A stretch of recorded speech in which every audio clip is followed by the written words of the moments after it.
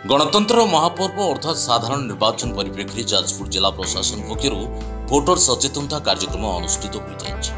प्रथम जिलापाल कार्यालय एक विशाल सचेतनता शोभायात्रा बाहरी जाजपुर जिलापाल निखिल पवन कल्याण पताका हली उद्घाटन करते। शोभायात्रा सहर परिक्रमा करने पर हॉकी प्रशिक्षण केन्द्र निकट में पहुंची नूतन भोटर मान स्वागत कर निर्वाचन में अधिक भोट प्रतिशत वृद्धि विभिन्न सचेतनता कार्यक्रम कर कार्यक्रम में जिला उन्नयन अधिकारी अशोक बेउरिया, अतिरिक्त जिलापाल नवकृष्ण जेना, राजस्व विभाग अतिरिक्त जिलापाल शुभेन्दु सामल समेत जिला प्रशासन विभिन्न विभाग कर्मचारी उपस्थित थे। स्वीप कार्यक्रम जो जाजपुर जिले में आज से तार गोटे व्यापक भाव में प्रचार प्रसार करने आज वाकाथन करागला। समस्त भोटर को सचेतन करने वार्ता दि जाए। समस्त नूतन भोटर एवं विभिन्न वर्गर भोटर समस्त को आह्वान करा जायछि से माने निजर मतदान अधिकार को साब्यस्त करंतु, गणतंत्र को सुदृढ़ करंतु।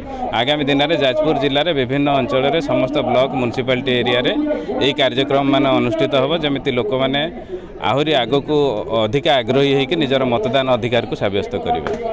ये वाकाथन को जाजपुर जिलापाल उद्घाटन करिसंती एवं आह्वान करिसंती आमर समस्त भोटर भाई भौणी मानक से निजर मतदान अधिकार साब्यस्त करने आगे आसवे।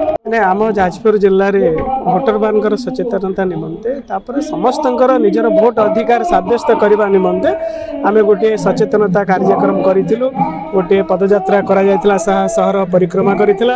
आमर ये हॉकी स्टेडियम रे बहुत गुड़े सुंदर सुंदर कार्यक्रम करा जायछि। मु आशा करी आमर ये जो प्रचेष्टा फल आमर जाजपुर जिलार समस्त नागरिक माने सेमानकर मत अधिकार साब्यस्त करेंगे। पीढ़ी को तो आम निश्चित भाव आह्वान देवा समस्त निजर भोट को मतदान केन्द्र में जाकर निजर अधिकार साब्यस्त करंतु, देश गठन में निजको सामिल करंतु। जाजपुर सुनील का रिपोर्ट, जाजपुर न्यूज।